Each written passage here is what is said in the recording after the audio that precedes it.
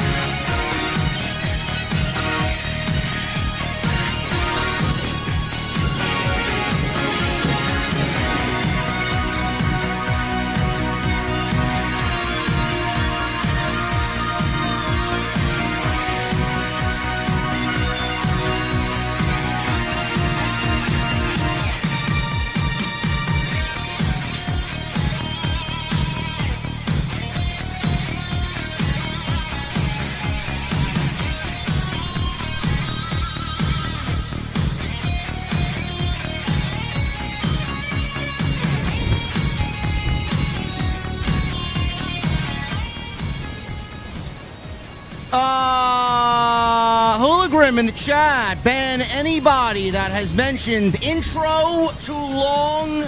Get him out. Get him out. I seen 3 within the last 30 seconds. Get him out.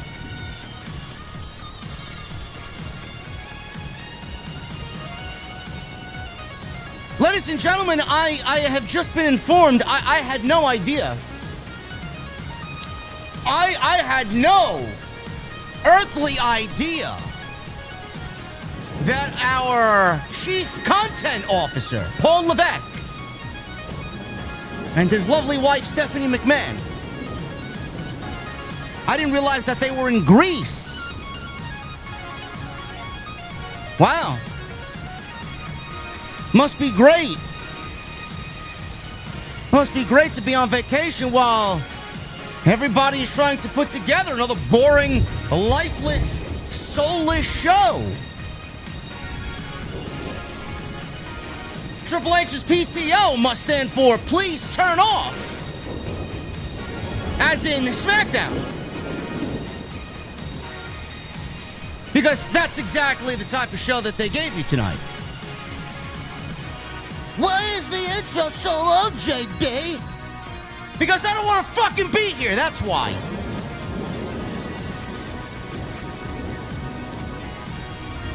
This show sucks. We're going to the venue, we're gonna drink, we're gonna listen to some damn good tunes, and we're gonna try and talk about this show, man. I don't know what you guys are doing, but when I get there, I want to know, what the fuck are you guys drinking? See you over there.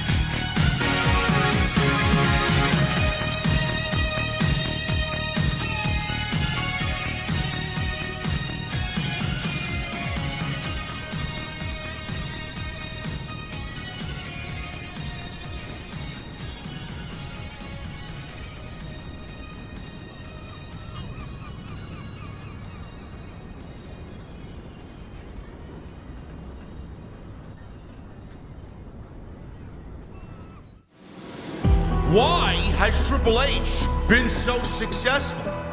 Why is Triple H running WWE better than Vince McMahon and Bruce Pritchard on Monday and Friday night? Long-term booking.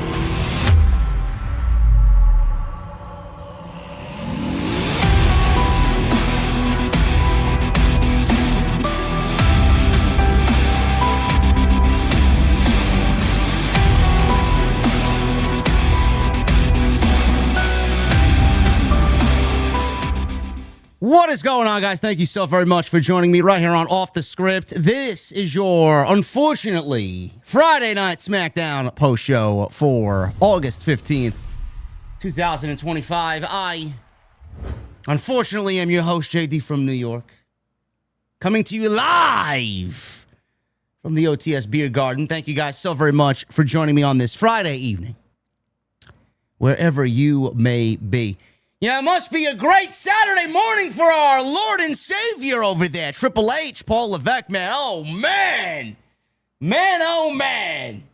He's sleeping like a baby on his fucking super yacht over in the fucking over in Greece, over in the Mediterranean Sea. Must be great, man. Must be fantastic. While his team is putting together another boring Friday Night SmackDown. First of all, before we even get into this terrible show,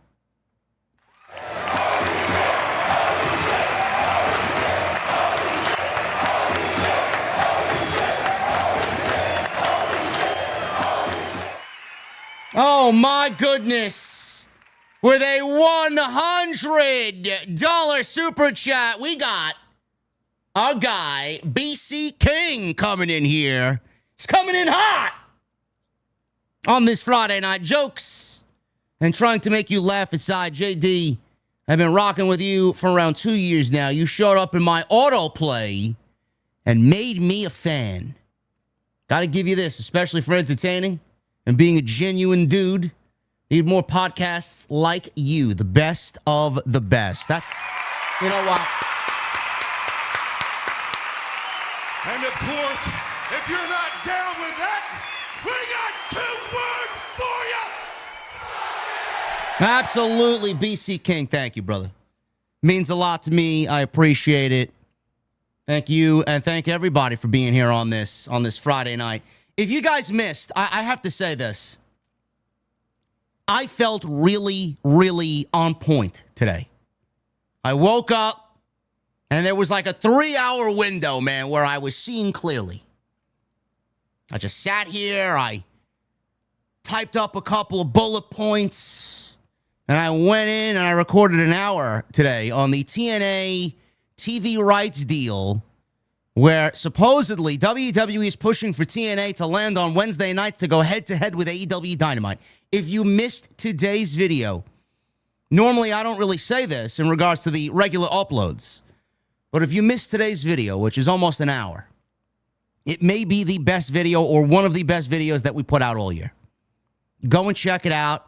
There are obviously people that are upset with me. There are sickos that don't really grasp because they share one singular brain cell between all fucking 500,000 of them that are still remaining who watch the fucking show weekly. This show is actually getting just as bad as Dynamite, which is fucking scary.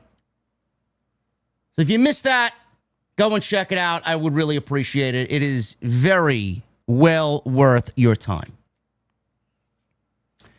Ladies and gentlemen, tonight during SmackDown, I came up with a list of 20 things that are probably more entertaining than this lifeless, soulless, absolutely bankrupt of a creative SmackDown that we got and have been getting for the majority of 2025.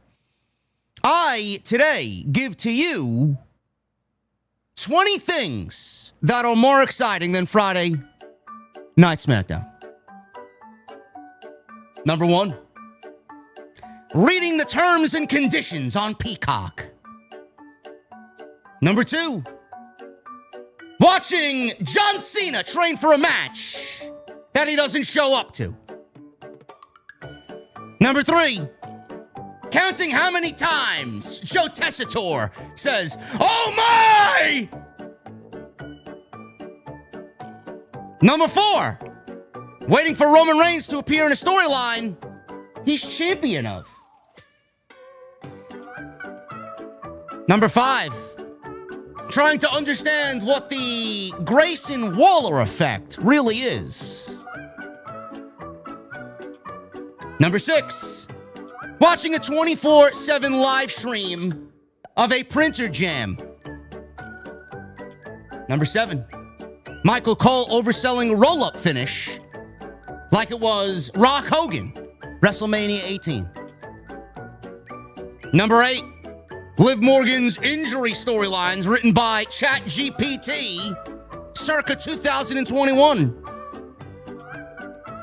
Number 9, replaying WWE 2K14 Universe mode, because that's the last time the game was actually fucking decent, and realizing that it actually has better long-term booking than the real life WWE in 2025. Number 10, watching Jade Cargill promos on mute, because even that has tension. The Miz hosting anything for the 400th time at number 11. Number 12, finding continuity in the Bray Wyatt lore. Rest in peace to Wyndham. Number 13, getting DQ'd in a WWE video game for too much offense. Number 14, Dolph Ziggler's 37th WWE return. Still better than the actual main event that we got tonight with the Bloodline. Number 15, a 2-hour video of Vince McMahon looking like a corpse, blinking as they ask him about his sexual allegations. Number 16, Seth Rollins laughing and cackling for 3 minutes straight. Number 17, and Omos squash match. At least it would have been short. Number 18, waiting on CM Punk's 9th final run. Number 19, watching your Uber Eats driver take the long way in traffic. And number 20, reminiscing about that one time that WWE tried to rename the War Raiders twice.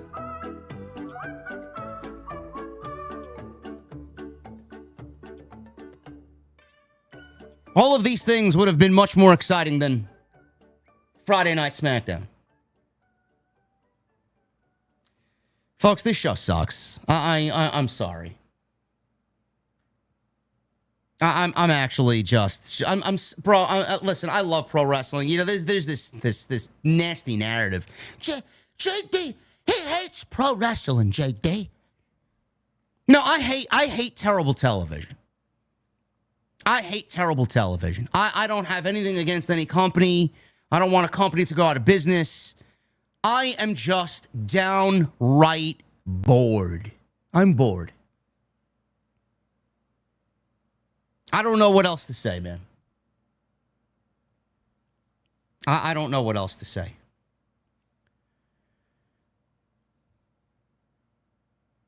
Yeah, we can joke that Triple H is in Greece. Fine.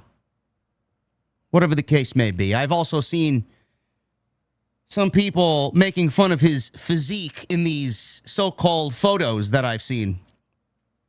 Bro, the man is 56 years old, and he's a retired pro wrestler now, part of the front office for WWE. I don't know what you expect him to look like at 56 years old. What are you going to look like when you're 56 years old? Triple H is still going to look better than you when you're 56 years old. Shut the fuck up. Most of these people saying this are fat, faceless, virgin slobs who watch fucking some unknown Japanese wrestler from circa 1993, New Japan Pro Wrestling, and they want to school me on what real pro wrestling is. Shut the fuck up. It's always the fucking faceless geeks who's got something to say. Let me see who you're with at 56 years old and what you look like at 56 years old. With a pacemaker, yes. With a pacemaker. I just find it funny that he's on vacation and he leaves Bruce Pritchard to run the fucking show.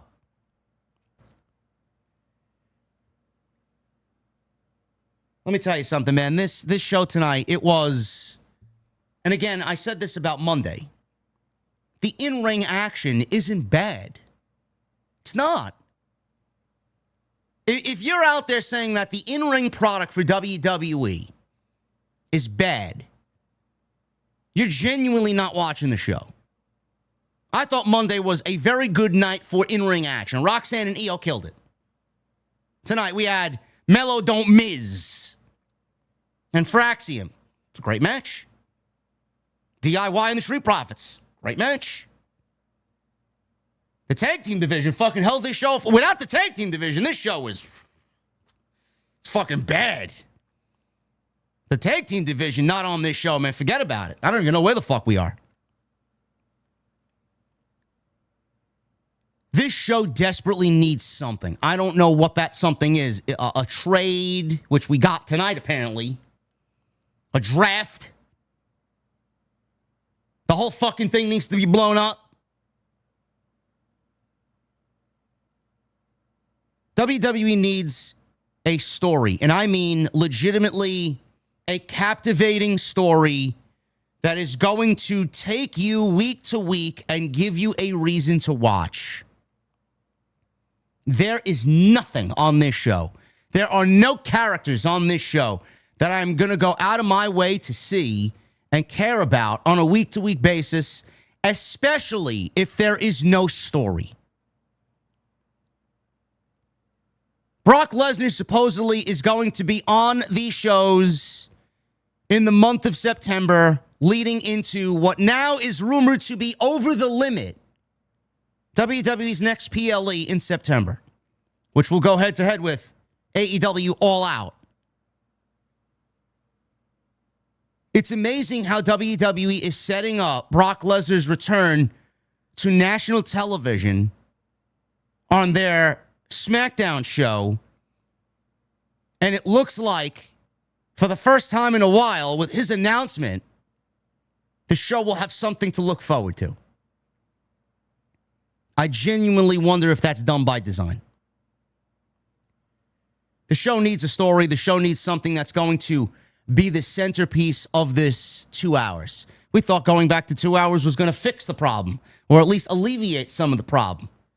The show got worse, eliminating that 1 hour. I can only imagine what it would feel like at 3 hours. The show was bad at 3 hours. I thought it would get a little bit better. The show has actually gotten worse at 2 hours. It needs a major, major story. I mean, like, Academy Award-winning fucking episodic story, bro. I don't know what the fuck that is or where it comes from and who's involved, but we need something. These stories, whatever the fuck you want to call them, angles, stories, they ain't doing anything for me, man. They ain't doing anything for me. Sami Zayn apparently is now a Friday Night SmackDown superstar after showing up last week in Montreal, beating Solo Sikoa, wrestling on Monday in a match against Rusev to have the Bloodline, or the MFTs, show up and attack him. And then he shows up here to confront Solo Sikoa, wanting the United States Championship. Meanwhile, all we heard for months is that Sami Zayn wants to be a world champion. I have my theories on why Sami Zayn was moved over to Friday Night SmackDown permanently. That was the big story tonight. That was the big deal tonight. Sami Zayn is now an official member of the Friday Night SmackDown roster. Drew McIntyre. He addressed his brutal attack on Cody Rhodes, who was not on the show tonight. McIntyre addressed his Claymore kick on Cody Rhodes that sent him through the announce table last week. McIntyre's great. McIntyre's a great in-ring performer. He's a great character. He's a great heel. He's a great promo. He's got it all. Why do I feel so terribly bored about a Drew McIntyre and Cody Rhodes feud? Well, it's tough to get excited when one half of the fucking feud is not on television. Secondly, nobody expects Cody Rhodes to lose the WWE Championship after he just beat John Cena 2 weeks ago at SummerSlam. Gee. Is anybody excited about a match that they know the outcome to? And outside that, there was legitimately nothing else to get excited about on this Friday night. I could end the review right there. We'll try our best to go over this. I am not excited. I am not entertained. I hate this show. I'm glad you guys are here, though. It makes it a lot easier on me when you guys are here, man.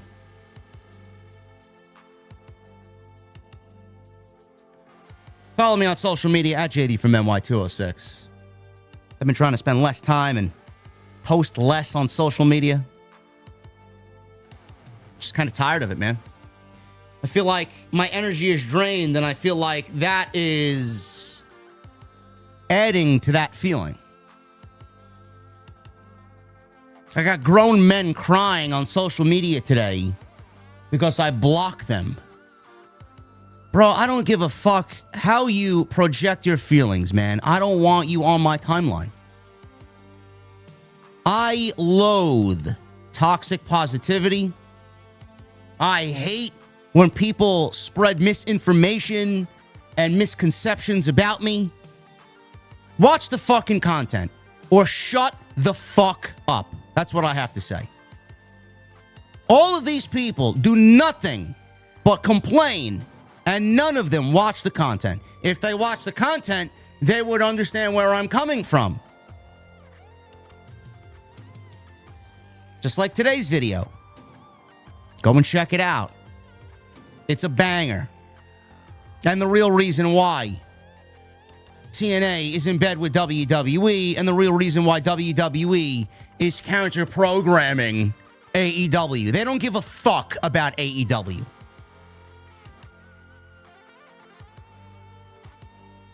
That's on the homepage. Go and check that out. Hit that subscribe button down below. Turn on the bell for notifications. Make sure you go and hit that thumbs up as well. We got 1,700 people in here on a Friday night. 431 likes. That's unacceptable, bro. Tonight, the goal should be 750. So make sure you guys go and do that for me. I would really appreciate that. 750 is the goal. That is your homework. Hit that thumbs up. Leave me a comment down below as well. Let me know what you thought of Friday Night SmackDown. Tonight, we're sponsored by Blue Chew. BlueChew.com. Code JD at checkout. All you guys have to do is pay the $5 shipping and handling. We love our friends over at Blue Chew.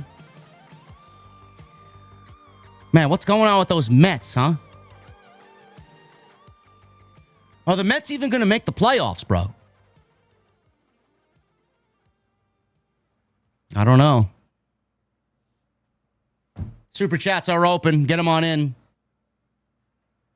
Being that I have to be here, I would really appreciate your support via the super chat. It'll make my night worthwhile because I just wasted 2 hours watching SmackDown.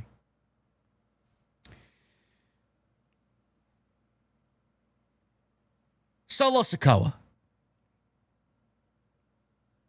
Solo and the MFT. Open SmackDown. My family trash is what we call them here on this show. My family trash. Absolutely. Solo's in the ring. He said the MFTs were in the building to remind everyone that he and his group run SmackDown. Please don't remind me. I don't think anybody likes to hear that. Last week, Sami Zayn came out and tried to show up on SmackDown, and that forced Solo and the My Family Trash to show up on Raw, and he put in his words, stomp his ass out. Solo declared that Sami Zayn was stomped out alongside Jimmy Uso and Jacob Fatu. He once again challenged anyone to come out from the back to face him, and then Sami Zayn's music hits the PA system. He came out, he's got a microphone, gets in the ring, and he says that he was just out here to talk to Solo. He asked Solo if he could just talk with him. The U.S. champion is in the ring with his MFTs, told them to back off. Let's hear what this guy has to say. So Sami Zayn said this past Monday, if he had beaten Rusev, there was a possibility he could have been fighting for the world title at Clash in Paris. No, it doesn't work that way, but please continue. And now he wasn't going to Clash in Paris, And Solo stopped him from getting what he wants. He noted how he felt furious. But after some long thoughts, Sami Zayn noted that he was finally liberated. Zayn has been so focused on chasing the world title that he hadn't had time to focus on other things in WWE. And for that, he wanted to actually thank Solo. Zayn says that there was one title he hadn't held in WWE aside from the world title, and that was the United States Championship. Solo Sikoa taunted Zayn and said he would never win the United States Championship, and then started yelling at him to get off of his show, get out of his ring, and he never wanted to see him again. In actuality, it turned out Zayn was now an official member of the Friday Night SmackDown roster. Why? No fucking clue. Absolutely no clue. No reason was given. We'll get back to that in a second. Solo took something away from Zayn, and now Zayn wants to take the United States title away from Solo. Solo tried to hit Sami Zayn. The MFT stepped in, delivered the numbers game like the Death Riders. That's what it usually is every single fucking week. Jimmy Uso ran down for the save. The MFT still had the advantage. And then Jacob Fatu comes out to make the save. And the MFTs were sent retreating because Jacob Fatu evened the odds. Tolo Tonga saw himself sent out to the outside by a triple super kick to end the segment. Zayn, Uso, and Fatu all delivered a triple super kick. Nick Aldis stepped in and came out through Gorilla and made it official that our main event would be Sami Zayn, Jacob Fatu, and Jimmy Uso against any three members of the MFTs in a six-man tag team match.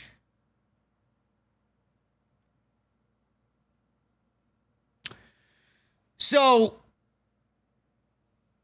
I have to ask, chat, why wasn't there a reason why Sami Zayn was moved over to Friday Night SmackDown? Is WWE just void of any continuity or logic nowadays? I mean, who's booking this show? Is Tony Khan booking this show too? Why was Sami Zayn moved over to SmackDown? The only thing I could possibly think of is these two things. Number one, it was a low-key, under-the-rug trade that they're not going to make apparent. LA Knight showed up on Monday Night Raw with absolutely no fucking reasoning behind it. Is this a soft trade for LA Knight going to Raw? SmackDown needed something, so they just traded one babyface for the other. Quite possibly. I would love something explained to me. Like, I don't have to come up with these conclusions myself. I'm not the one writing the show. I'm not booking the fucking show. That's their job. You tell me. Why do I have to sit on here and sit in front of you guys and give you the fucking reason, possibly, as to why Sami Zayn's moved over to Friday Night SmackDown? Lazy. Lazy. The other thing is, it is only August. Sami Zayn is not factoring into a world title just yet. We have LA Knight. We have CM Punk. We have Roman Reigns. Jey Uso. Don't know why, but he's there. There's a lot that stands in front of Seth Rollins for the World Heavyweight Championship. Sami Zayn's time is not yet. If he remained on Raw, you risk the chance of him getting cold and not feeling like that world champion that you've alluded to over the last several weeks. What would he be doing on Monday Night Raw that he hasn't already done? So the decision was made for him to move over to Friday Night SmackDown and have some fresh feuds with himself. Now, clearly, this is not a fresh feud. We're just fucking sucking him back into this bloodline vortex, which is absolutely just as bad as the Death Riders on AEW Dynamite. give him some new opponents to work with, some new baby faces to team with and align with, and go after a championship that he hasn't won. Moving Sami Zayn over to Friday Night SmackDown doesn't mean he cannot still win the Royal Rumble and challenge Seth Rollins for the World's Heavyweight Championship. He could still very well do that as a member of the SmackDown roster. I'm looking at this as only a temporary move. I still think that Sami is a frontrunner to win the Royal Rumble in Saudi Arabia. Just looking at the way WWE Creative has been absolutely as simple could be, I genuinely feel that that right now is at the top of their things to do going into 2026. You might not like it, but it's certainly a reality on WWE television the closer we get to the Royal Rumble. So those are the two reasons why I think they moved Sami Zayn over to Friday Night SmackDown. I just wish that there was a fucking explanation as to why he was moved. Hey, LA Knight was traded and we got Sami Zayn for the trade. That's it. That's all you had to say. You could even had Joe Tessitore say it. That was it, as long as there was an explanation. Solo Sikoa and the United States Championship, it ain't working, bro. The more you pin him, the less value that championship means and has. And Solo is just an absolutely fucking paper, just transitional champion, man. His character work has gotten better. I don't want to take anything away from him. But man, the way he's booked and the fucking fact that this bloodline vortex is never ending, and the fact that these people think that a bloodline faction leading this show in 2025 is the best course of action is absolutely irresponsible creative. It is bizarre how they feel like this is working. What are we doing here? The bloodline is dead. I don't give a fuck who you drum up and add to the group. It's dead. Nobody cares about these characters. Nobody. Jacob Fatu is suffering. Jimmy Uso is suffering. And now you suck Sami Zayn back into this fucking bloodline vortex. And it's not going to hit like they think it's going to hit. The bloodline died when Roman Reigns lost his title to Cody Rhodes at WrestleMania 40. There was a sliver of a bloodline left when Roman battled Solo Sikoa on January 6th. It's over. Get these guys away from the family and have the guys in the MFTs do something else. I cannot stand this anymore. During this segment, there was a "We want Kross, we want Kross" chant from Boston. Now, I don't know if this is a reputable source, but I seen someone on social media today tweet out that Karrion Kross is the #1 selling t-shirt on WWEshop.com, and likely due to the fact that it was reduced by 50% off. Karrion Kross's merchandise is still on WWE Shop, while he just also opened up a pro wrestling tee shop to sell new merch over there. I don't know if you guys watched the Karrion Kross interview with Ariel Helwani a couple of days ago.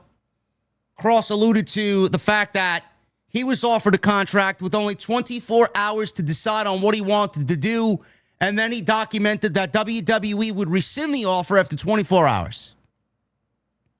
In the same breath, he also mentioned that WWE offered him a contract and did not offer Scarlett a contract. Ariel Helwani then asked, or were they going to get to her after they brought you back on board? And Kross's reaction and answer was, I don't know. That's not the way we did things before the first time around, and I would expect that we do the same thing this time around, just as a courtesy. Why did we need to do things separately? Chance of "we want Kross, we want Kross." There were no chance of "we want Scarlett, we want Scarlett." The answer lies within as to why Kross is not back in WWE. WWE wanted Kross and not Scarlett. They risked losing Scarlett to sign Kross by not offering her a contract when they offered Kross a contract. That's why Karrion Kross is not with the WWE right now. There's still a chance that they could be brought back. I don't know where I sit on this. I went from being worked to not worked, not worked. I don't know what the fuck's going on. The latest report is that they're charging absolutely outlandish prices for appearance on the indies. I don't really understand why anybody has a problem with what they're charging. You want them to be successful, and you want them to go out there and have a successful after WWE run. Why is anybody complaining about the prices that they're charging for appearances? They got to go out there and make their money. They're only charging what they feel they are worth after the momentum that they have following the documentary. Fan weather fans. That's all the community is. The community are nothing more than a bunch of fakes. From creators reacting to fucking people pushing hashtags and movements. It's all fake. These are the same people that wanted, we want Kross, we want Kross, we want Kross on television. Now you're complaining about the fact that he's charging too much for appearances? I don't really understand why anybody's complaining. It's fucking fake. Everything about this community is fake. I'm glad he's charging what he's charging. Part of me wants to say he's charging what he's charging because he doesn't really want to go work the indies and he's hoping WWE brings him back. Or he's charging what he's charging because he's not really allowed to work, on the indies because he's still with the WWE at some time. Within the last 48 hours since the interview. Maybe he's still with the WWE. I don't know. Yeah, exactly. How much is too much? If you got the money, spend it. He will bring an audience. He knows it. She knows it. And it's probably a very good investment. I know if I had the money and I was an independent promotion and I had money to spend like that, I'd already be on the phone with him, seeing what he's charging and what dates he's available to come on in.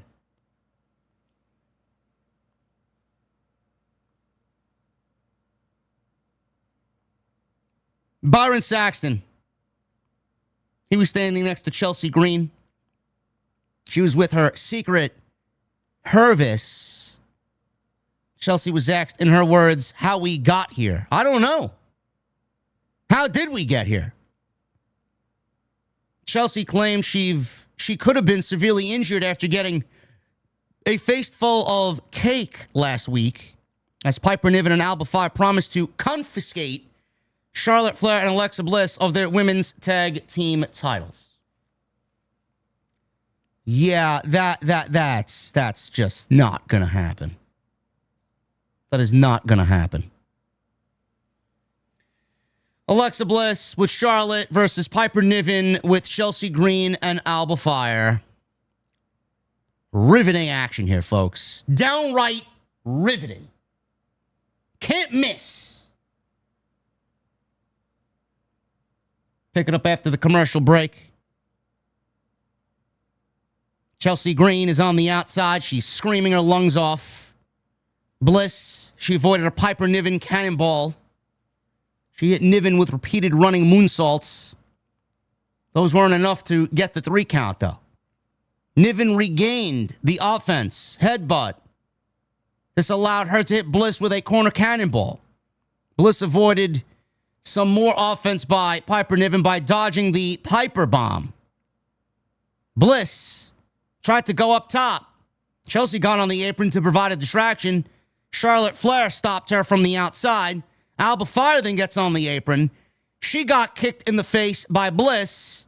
In the end, Alexa Bliss rolled up Piper Niven for the 1, 2, 3. Absolutely can't miss. Unbelievable action. After the match, Alexa and Charlotte found themselves on the wrong end of a 3-on-2 numbers game attack from Chelsea Green and the Secret Hervis.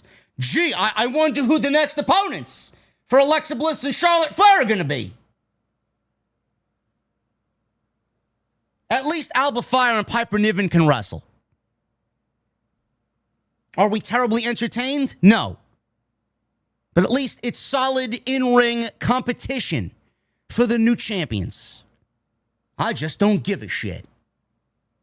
And I'm sure neither do you.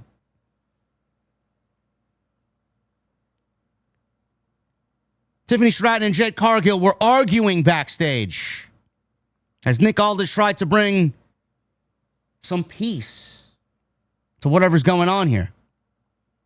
Nia Jax showed up and was told by the WWE Women's Champion, Tiffany Stratton, to simply bring it if she wanted another shot at the women's title. Are we so creatively bankrupt, chat, that we're going back to Tiffany Stratton and Nia Jax for the WWE Women's Championship? Who exactly is booking this show, bro? Is everyone on vacation in Greece? Did the whole fucking writing team go to Greece with Triple H and Stephanie McMahon? Nobody wants to see that again. We've been there and done that, bro. Please, I am begging you, for the love of Christ, give me something brand new and something fresh on this show. Please. Please.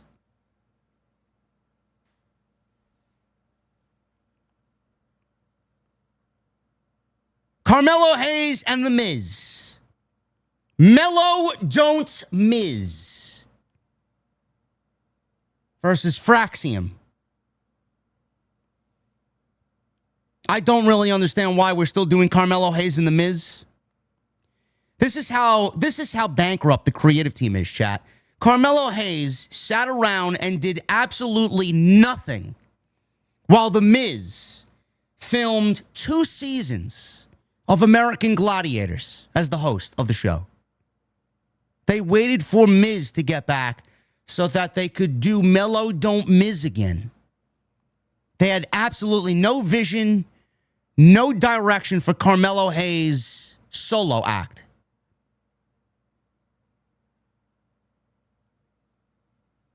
The creative downfall of this company in the last 2 years should be taught in college educational fucking classes across the United States. It's unbelievable.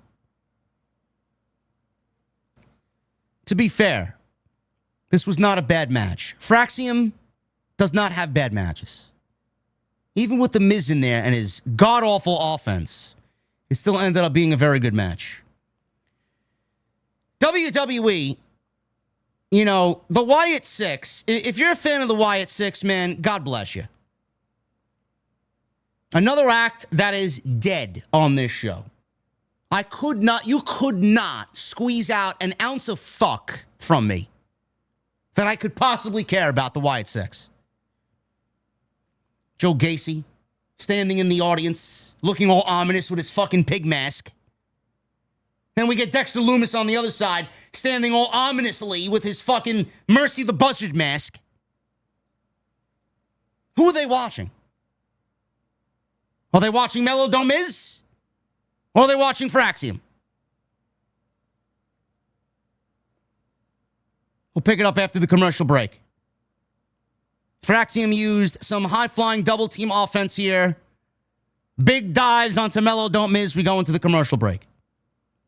Come back from the break. Hayes. He's with Axiom, and he's got a rest hold applied on Axiom. Super kick. Axiom then countered a power bomb with a Hurricane Rana and got a near fall. Carmelo finally hit the power bomb, and he could not put Axiom away. Hayes tried to get with Frazier, who avoided the attack. Axiom took advantage, hits a kick to the face of Carmelo. Frazier got the hot tag, and he just absolutely went ballistic with some offense and hits a moonsault on The Miz out to the floor. Frazier looked for a Phoenix splash. Miz rolled out of the way as he hit Frazier with a big knee. Hayes tagged in, tried for a springboard attack, but Frazier met him at the top. Hit an inverted Spanish fly off the top. Hayes somehow kicked out after a cover. 2 count. Back on the top rope. Hayes tried to go back up top, but Axiom stunned him with a kick to the face. Hayes. He was in position for the Spanish Fly Phoenix Splash combo from Fraxiom, which connected. Miz broke up the count by stepping on the back of Frazier and leaping into a DDT after the pinfall was broken up. That was a great spot. Now they're on the top rope. Frazier hit Hayes with a jumping kick, and he looked for a jumping Spanish Fly with Axiom again. Miz stopped Axiom with a DDT on the apron. Carmelo's now up top. He countered Frazier with an amazing top rope cutter. Hayes went back up top again, and he went for nothing but net, his big flying leg drop. Miz tagged himself in and got the skull-crushing finale 1, 2, 3 on Nathan Frazier.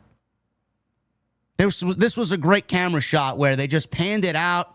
You saw in one frame Miz delivering skull-crushing finale to Frazier while Melo is just sitting on the top rope wondering, what the fuck are you doing?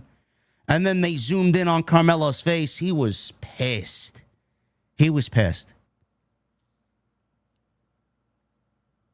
Carmelo was very much over being that he's a Boston native. He was very much over in this match. We got chants of, we want Melo, we want Melo. He got a hot tag. He got in there. He got a nice reaction. I think one thing is perfectly clear coming out of this match. We need more Carmelo Hayes on Friday Night SmackDown. I don't give a fucking which way we get Carmelo Hayes. We just need more Carmelo Hayes on the show.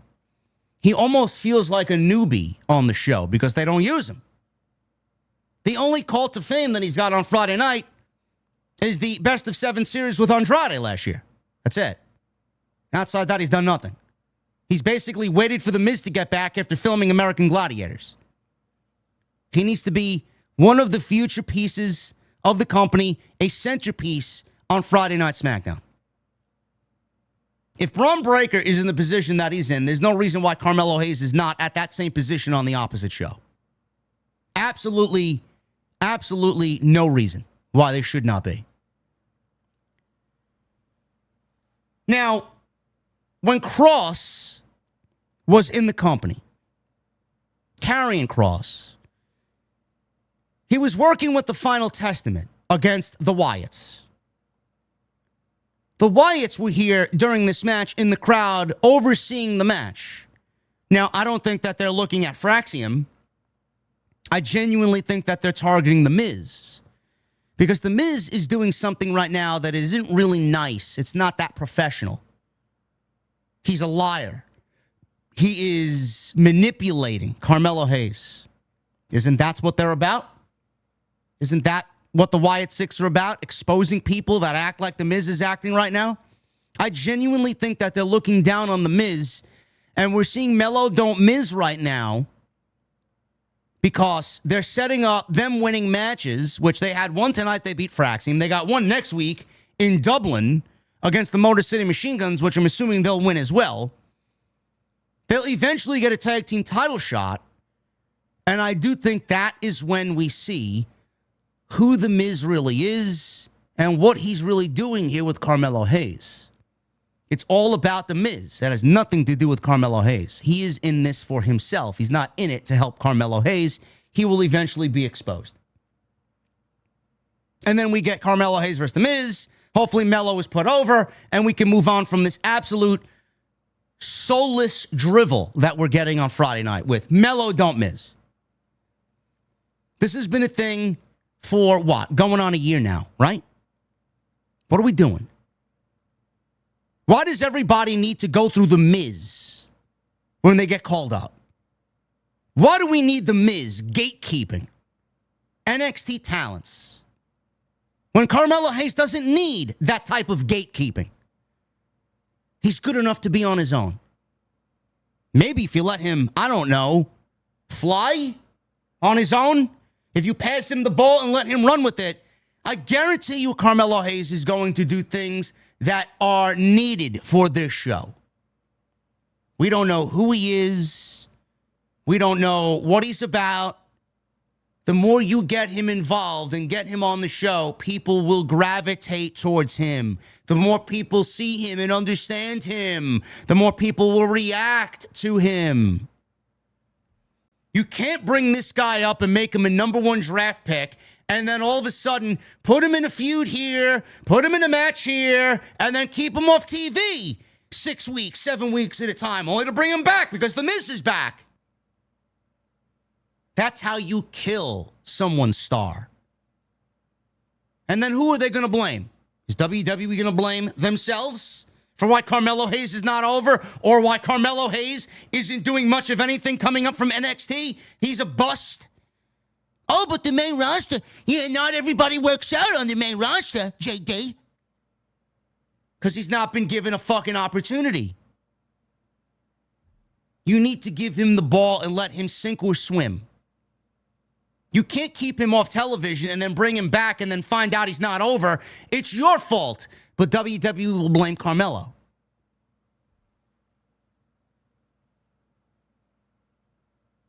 This was a very good match.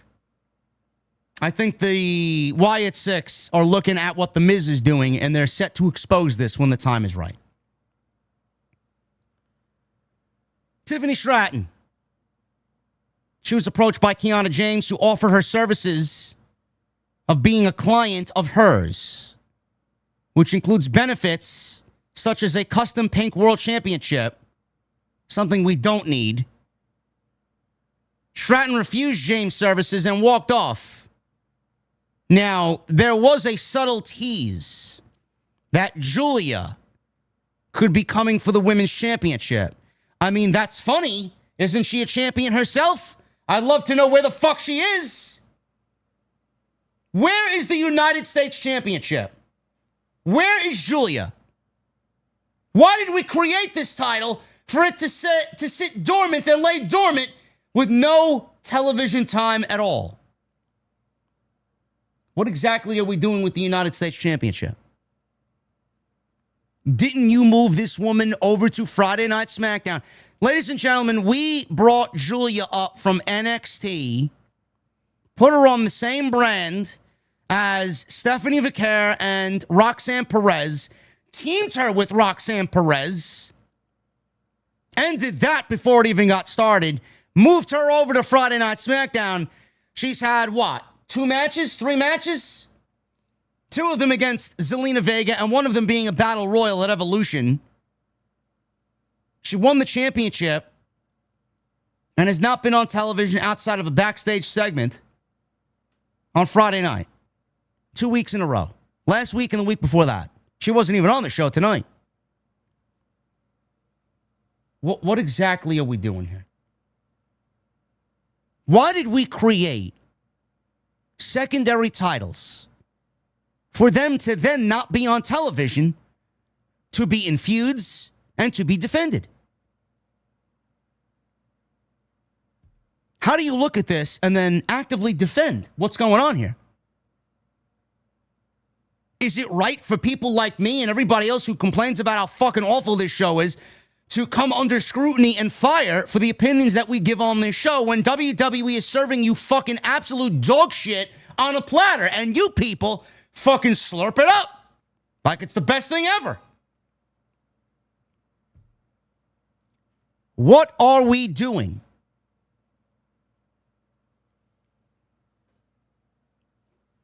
Michin showed up and stated that she had Julia next. Wow, that's so creative, WWE. Wasn't Michin one of the first people that feuded for the United States title against Chelsea Green? How many fucking times did we have to sit through that garbage? 3 or 4 times? And now she's back in the U.S. title picture? Is there anyone else? Michin is dead. Nobody gives a fuck about Michin. She gets the same kind of reactions as Zelina Vega. Nobody cares. I promise you, nobody cares.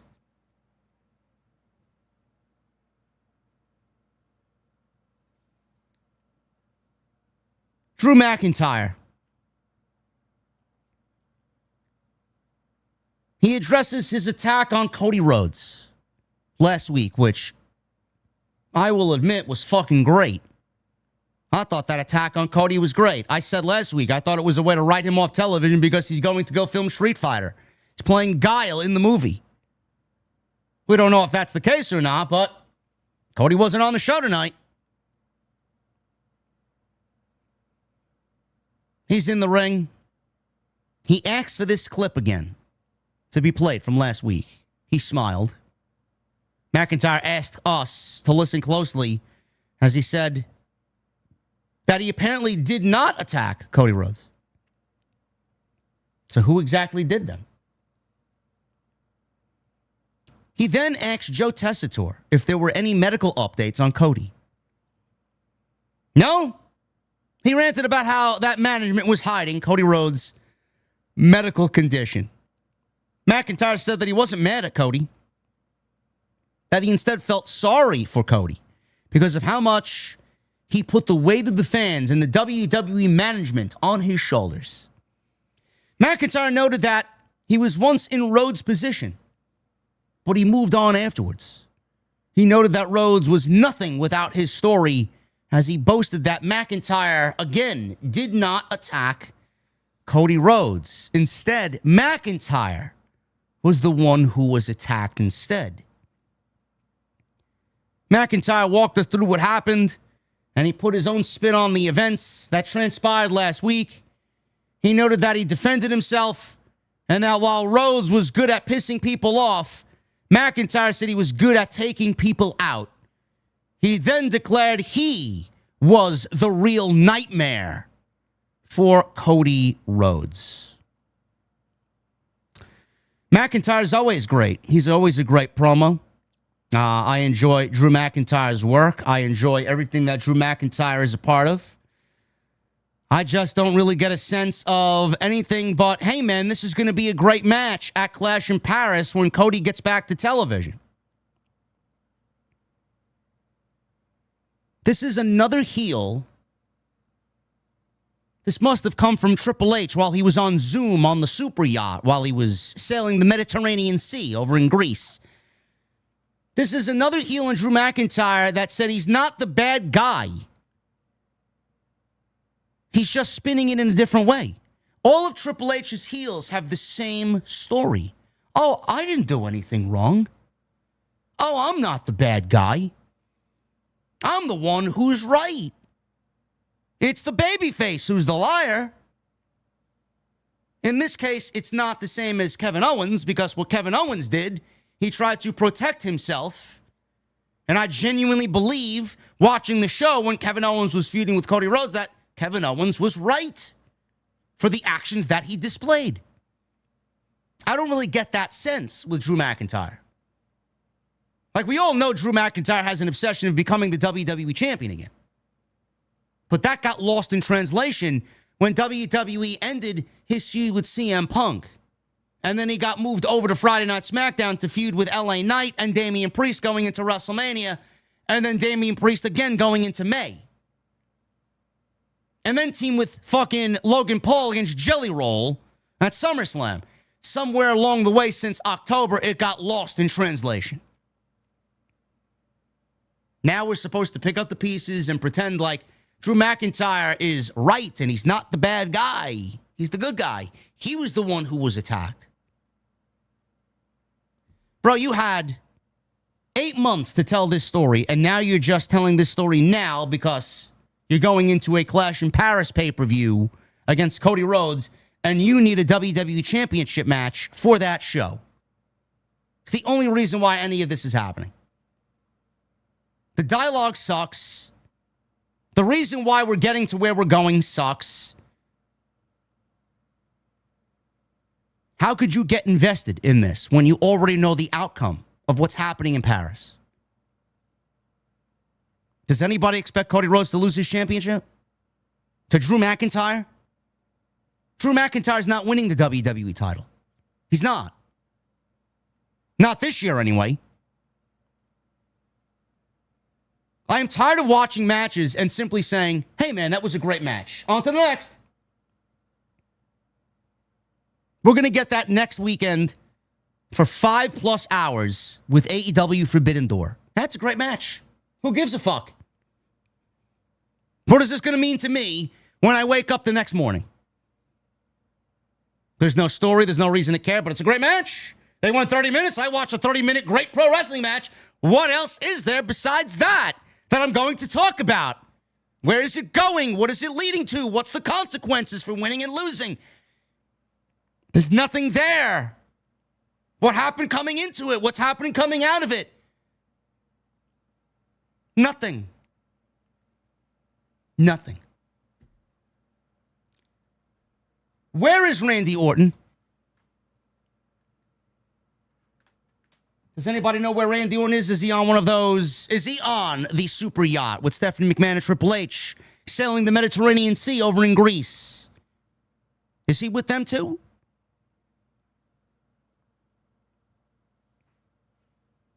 Drew is always a great promo.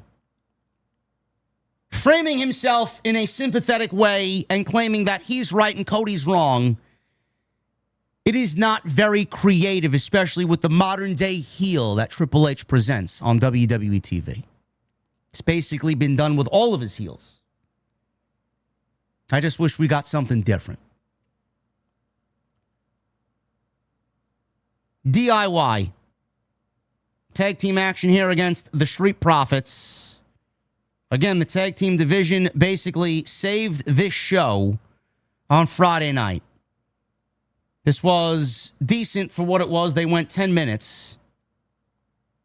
And honestly, I don't know where we're going with the tag team division. It's something that after WrestleMania seems a little bit directionless with everybody else not named the Wyatts.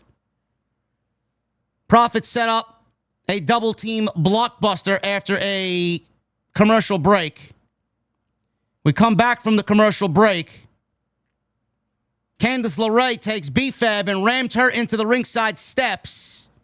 Ciampa took over and tagged in Gargano. DIY then delivered fairy tale ending.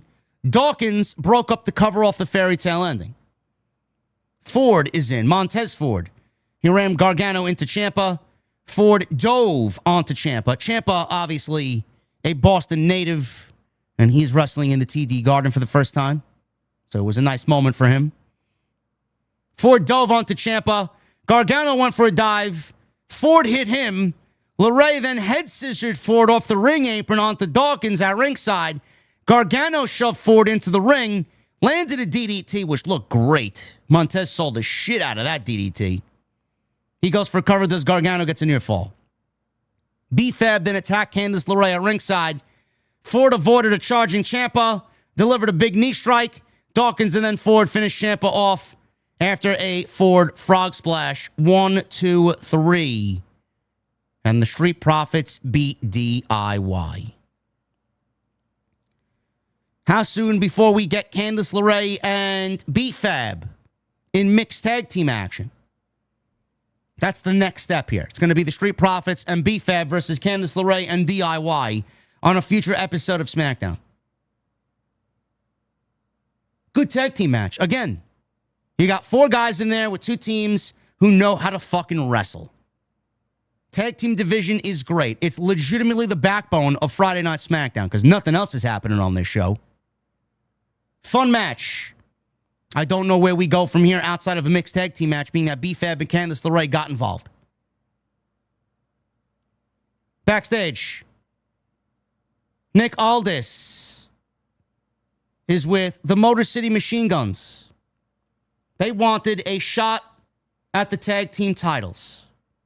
Carmelo Hayes is there, and he interrupts, wanting to talk to Nick Aldis. He wants a shot at the United States Championship when The Miz once again tries to intervene and speak on Melo's behalf. Chris Sabin of the Motor City Machine Guns then taunted Hayes and said, Melo, you're going to let this guy talk for you? I thought you were him. Or is it, are you his? and he points to The Miz. This led to Aldis scheduling the Motor City Machine Guns versus Melo Don't Miz for next week's SmackDown in Dublin, Ireland. Hopefully we get a great crowd next week, and hopefully we get some decent tag team action. It looks like the team of Melo Don't Miz is going to be the next number one contenders for the tag team championship. That's what it certainly feels like to me. R-Truth.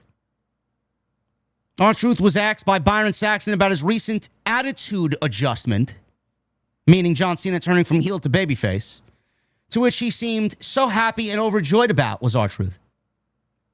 Before he could answer any further, Aleister Black confronted R-Truth. He wanted to know which truth he was getting. As Truth got serious, stepped up face-to-face to Aleister Black, and then he took his cap off, did Truth, and then said something along the lines of, "What did you say?" "There he is, Mr. Killings." Black told R-Truth, "That's who I want to see." Apparently, Truth said he'll see him next week. So we're getting a one-on-one match with Aleister Black and R-Truth next week in Dublin, Ireland. Backstage, Sami Zayn wondered if Jacob Fatu was going to be cool with them teaming up in the main event. He thanked Jimmy Uso for being out there and being his oos. And then he thanked Jacob Fatu for also coming to defend him as well. Fatu told Zayn, "I didn't do it for you. Stay out of my way. Yar mean."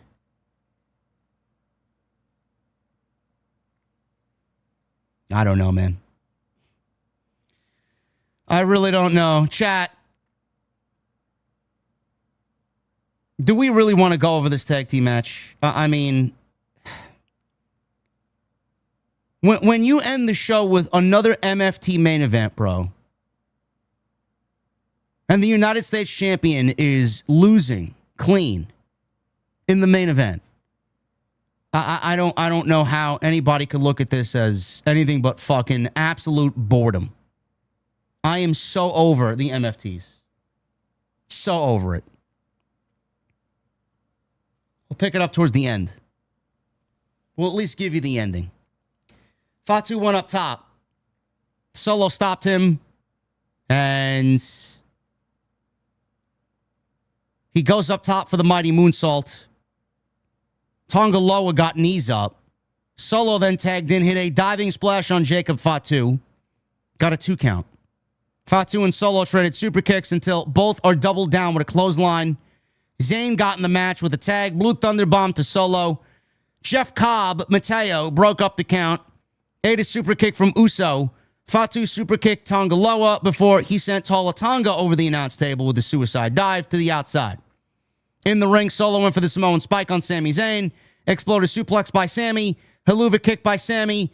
1, 2, 3. And that was the end of this SmackDown main event, with the United States champion once again losing to Sami Zayn. SmackDown ended. Fatu showed respect to Sami Zayn as everybody embraced to close the show. Fantastic, man. Absolutely fantastic. This show is utter fucking boredom. If you are suffering from insomnia, I'm no medical professional, but put on SmackDown and I guarantee you'll be out like a baby. This show is fucking boring. Boring. Thank you guys for joining me on this SmackDown post. Man, I'm going to get out of here at record time, man. Record time. Follow me on social media at JDfromNY206, Twitter, Instagram, TikTok, and Cameo. Hit that subscribe button down below. Turn on the bell for all notifications. Make sure you guys get those super chats in. It's the best way to support the show. If you guys want to help me out, obviously, streaming tonight's SmackDown post, I would appreciate anything you got coming my way, man. Thank you guys very much. Tonight we're sponsored by Blue Chew, the official sponsor for tonight's SmackDown stream. Man, oh man, I tell you, man, you don't want to be a SmackDown in the bedroom. I'll tell you that right now. You don't. Honestly, I can't even pinpoint where pro wrestling is even exciting in 2025. It's been fucking awful.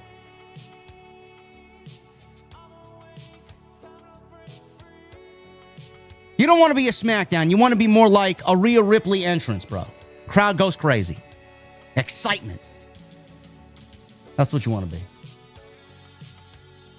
Blue Chew. Tonight's sponsor for the show, BlueChew.com. Code JD at checkout. All you guys got to do is pay the $5 shipping and handling.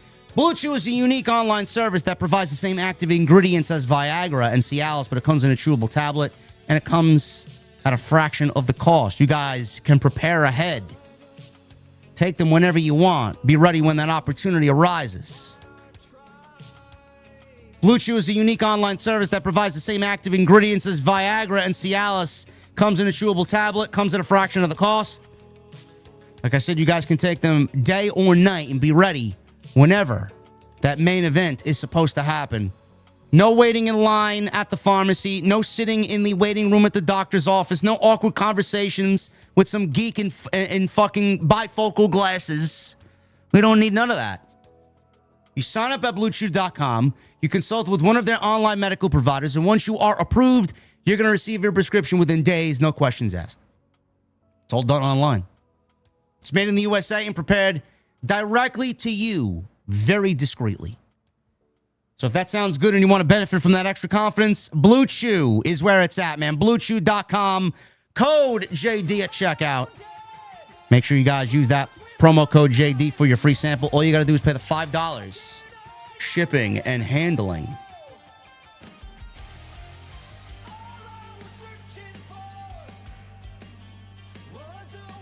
Let's get into these supers. Michael Krause with a $2 super chat. It's Android Friday, JD and OTS. Let's go. Yeah. BC King with a $100 super chat. Thank you, brother. Appreciate your generosity tonight. WrestleMess.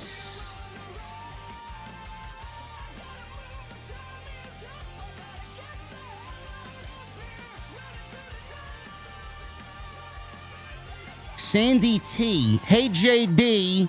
Hey, right quick. What did you think about your off-the-script logo in the sky during your entrance? I asked for it to be there, bro. What do you mean, what do I think about it? I asked for it to be there.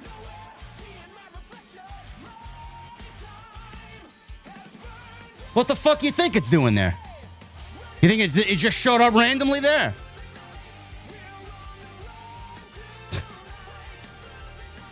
Jesus Christ, man.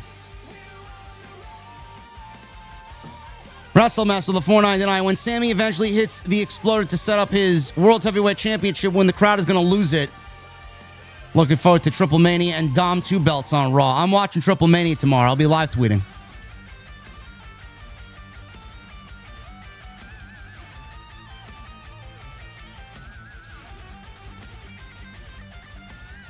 Oh, but I thought JD was really in a real bar, JD. Is he really in the real bar?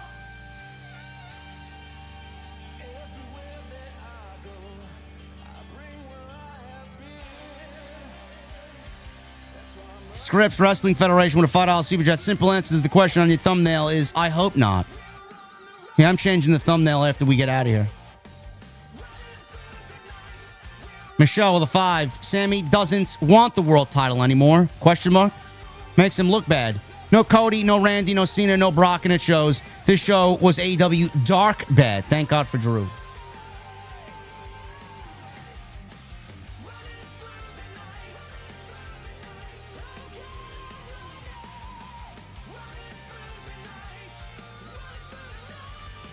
Yeah, whoever asked that, man. Sandy, get him out. Get him out. Just get him out. I have no patience for anybody, bro. I'm in my chat asking ridiculous questions. What the fuck's my logo doing in the sky of the fucking venue? I put it there, you fucking idiot. That's what it's doing there.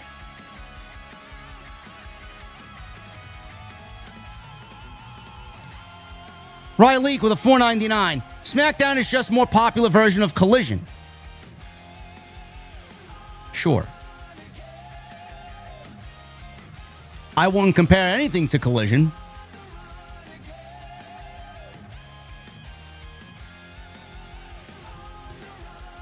Ryan Leak also with a 5. Triple H better talk to the people of Greece about creative ideas while on vacation. Guaranteed they'd be more creative, bro.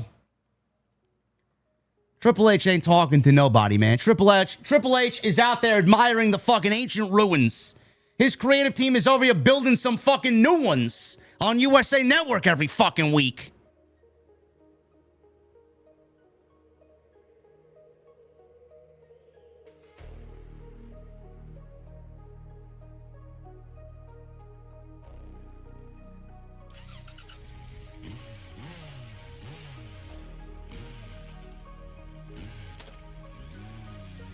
Street Fighter with $5 super chat. What is the name of this song? I've been searching for months.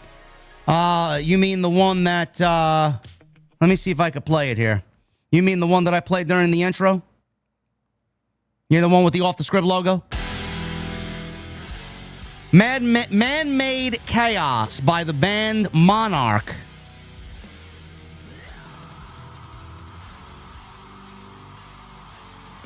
Triple H is in Greece right now, chat. It's wild because SmackDown just had the kind of creative collapse usually reserved for bankrupting empires.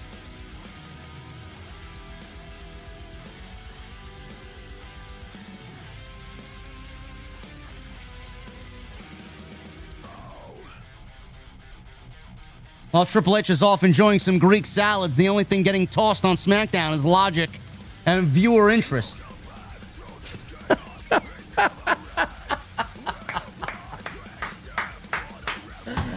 Oh, man.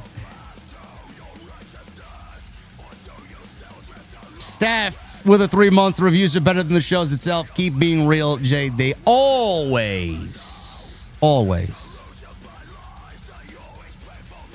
Triple M, what's up, brother? $5 super chat. Hooli doesn't like my D2 super chat, so gotta switch it up. Battlefield 6 is the COD killer. So good. Anyways, have a good weekend. Back to Caldera. Yeah, I'm gonna hop on after this. I played Battlefield 6 for about 3 hours today, man. I had a good time. There's a lot. There's some lag.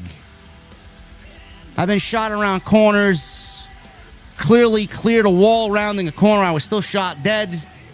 Got some COD rubber banding going on, bro.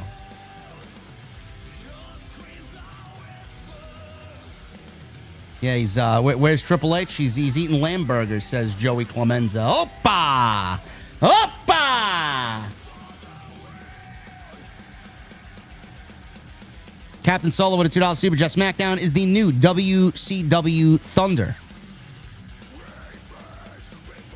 No, that's well, if SmackDown is the new WCW Thunder, then AEW Dynamite is WCW Vince Russo era.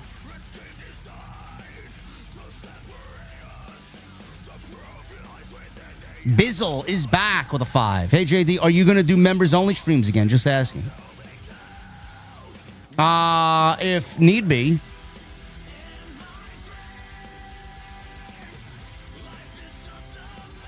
D-Man with a 199. JD, SmackDown is awful. My God, will it get any worse? Yes, it will.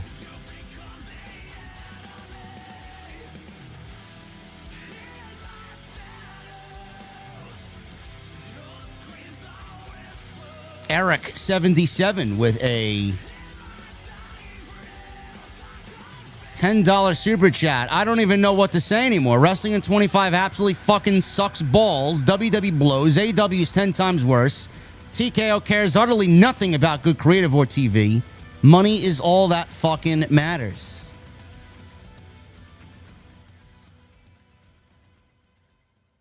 Oh my goodness, look at this fucking guy. We haven't seen a bomb from him in several weeks.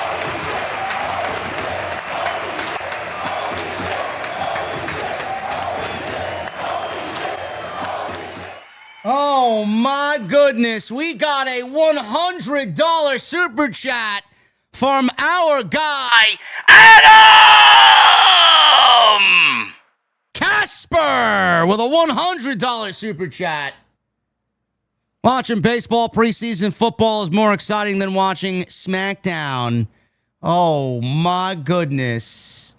This fucking guy. Another round of applause for Adam.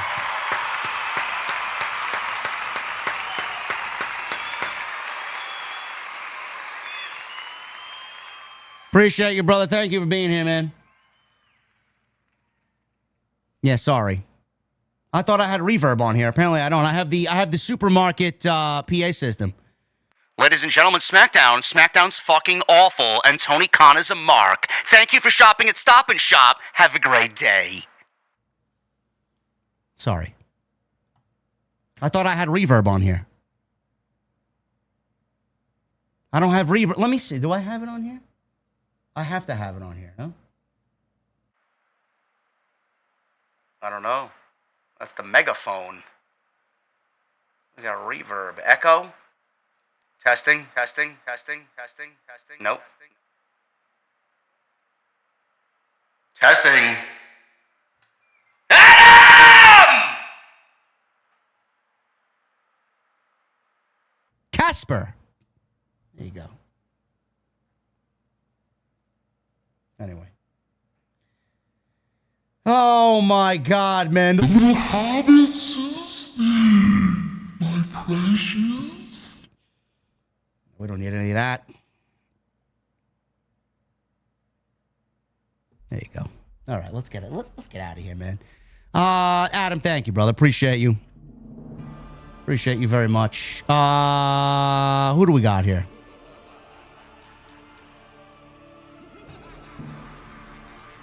Ryan Fairburn with the $2 super chat. If we get Sami versus Cody at Mania, I'm done with WWE. Now we'll probably get Sami versus Rollins. Devil Jinx with a 5. Welcome to Whose Brand Is It Anyways, where the splits are made up and trades don't matter.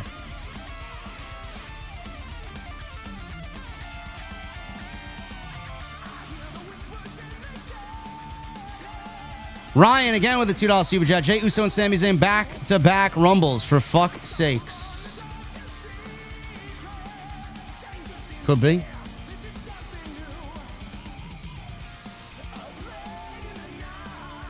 Huffman Elite Training with a $5 super chat. Bloodline storyline reminds me of the Netflix show Outer Banks. It was great 2 to 3 years ago, and now it's hard to follow, overbooked, convoluted, and bullshit.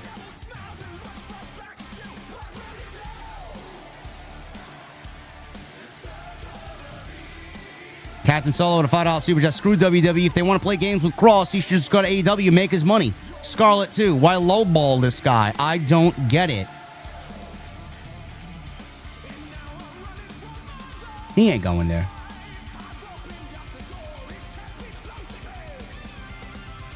Street Fighter with a $5 super chat. Melo should have been the one to answer Cena's open challenge, not Logan Paul. Bro, they ain't running Melo and Cena in his final 10 appearances, bro. Give me a break. Chris with a $4.99. JD, what's up? Fantastic post show as always. Today's my daughter Brooklyn's 14th birthday. Can we get the ones in the sky for Brooklyn? OTS for life. Let me get those birthday cake emojis for Chris's daughter Brooklyn in the chat.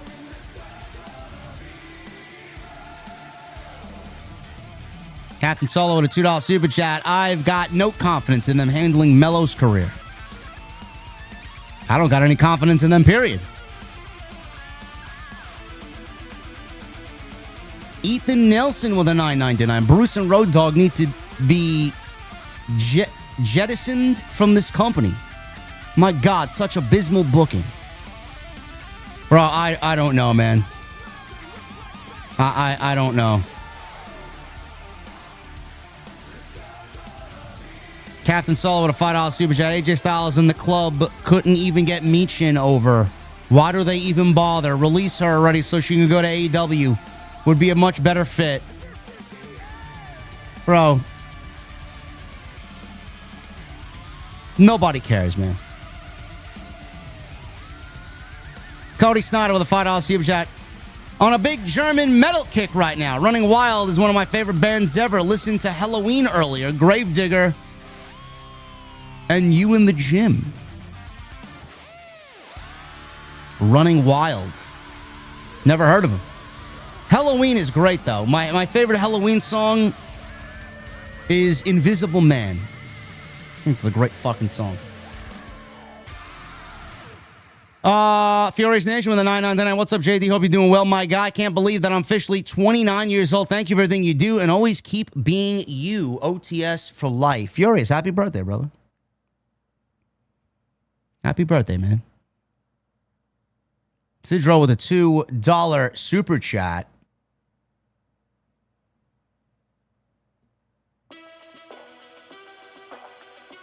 Male bees die after mating. It's Honey Nut Cheerio.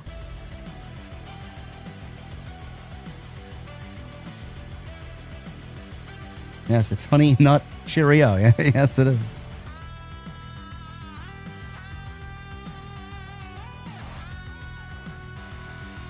Omega Kong with a 42 months. Screw it. Let's rank SmackDown Raw Dynamite Collision from worst to best.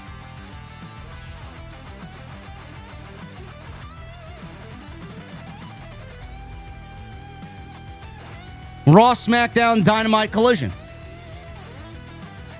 Ethan Nelson with a $4.99. The company needs a draft. Too much star power on Raw. Too many injured key players to balance both shows. They need something, bro. They need something. Ralph with a 2. JD SmackDown needs to pop a blue chew. OTS for life. They do. They do.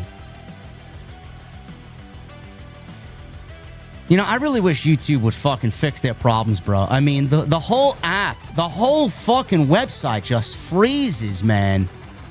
I don't get it.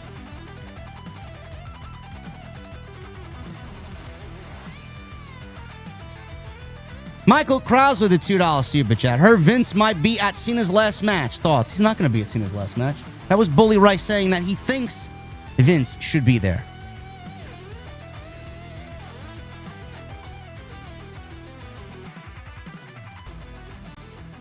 And Adam Casper, thank you again, brother, for the $100 super chat. Appreciate you being here, man. Coming in late with that bomb. Oh, my God. And Triple M with a $2 super chat. JD, you listened to that song I sent you? If so, thoughts? It was good. It was good. You know, it's tough for me to listen to Mark Hudson in anything but Dragon Force. He even had his own solo album, which was basically a Dragon Force ripoff, but it wasn't Herman Lee and the rest of the Dragon Force guys. But he's a great singer nonetheless, honestly. Anyway, guys, thank you very much, man. We did what we needed to do tonight. We're in and out. There's nothing really much to cover on this show, and I'm not going to sit here and just waste my time. I wish I had more to give you guys. I really do. I wish I had more thought. I wish I had a show that was captivating and engaging for me to think. There's nothing. Adam Casper with a $10 super chat. JD and everyone, I hate to say this, but professional wrestling does not have a FOMO factor. No, it don't. It don't. You are absolutely correct, Adam. Don't be surprised if I take a couple of Fridays off this month, man, just to kind of round out the summer, honestly. It's not worth my fucking time. Thank you guys very much for all of your support. If I have time tomorrow, I'm going to get a Cross video up talking about the Ariel Helwani podcast and give you guys the real reason why I feel WWE did not bring, or I should say why Cross is not back with WWE. If I have time tomorrow, I will definitely do that for you guys and then kind of round out the weekend. Follow me on social media at JDfromNY206, Twitter, Instagram, TikTok, Cameo. Hit that subscribe button down below. Turn the bell for all notifications. Captain Solo with a 2. If Naomi drops the title, how would you handle it? A little mini tournament. Little mini tournament for sure. Go check out today's video, man. If you do anything else tonight, go check out today's video. Well worth your time. And I will see you guys for Triple Mania tomorrow. No review, but I'll be live tweeting, and we'll have fun with that tomorrow. Have a great Saturday. I'll see you guys then for Triple Mania. Let's go, Americano!